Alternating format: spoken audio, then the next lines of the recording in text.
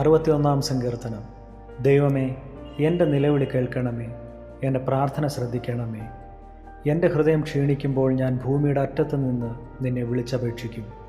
എനിക്ക് അത്യുന്നതമായ പാറയെങ്കിലേക്ക് എന്നെ നടത്തണമേ. നീ എനിക്കൊരു സങ്കേതവും ശത്രുവിൻ്റെ നേരെ ഉറപ്പുള്ള ഗോപുരവുമായിരിക്കുന്നുവല്ലോ. ഞാൻ നിൻ്റെ കൂടാരത്തിൽ എന്നേക്കും വസിക്കും. നിൻ്റെ ചിറകിൻ മറവിൽ ഞാൻ ശരണം പ്രാപിക്കും. ദൈവമേ, നീ എൻ്റെ നേർച്ചകളെ കേട്ടു. നിൻ്റെ നാമത്തെ ഭയപ്പെടുന്നവരുടെ അവകാശം എനിക്ക് തന്നുമിരിക്കുന്നു.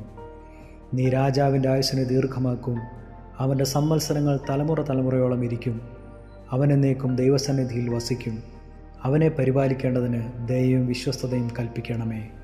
അങ്ങനെ ഞാൻ തിരുനാമത്തെ എന്നേക്കും കീർത്തിക്കുകയും എൻ്റെ നേർച്ചകളെ നാൾതോറും കഴിക്കുകയും ചെയ്യും. ഈ വാക്യ തിരുവചനഭാഗങ്ങളാൽ ദൈവം നമ്മെ ഇവരെ അനുഗ്രഹിക്കുമാറാകട്ടെ.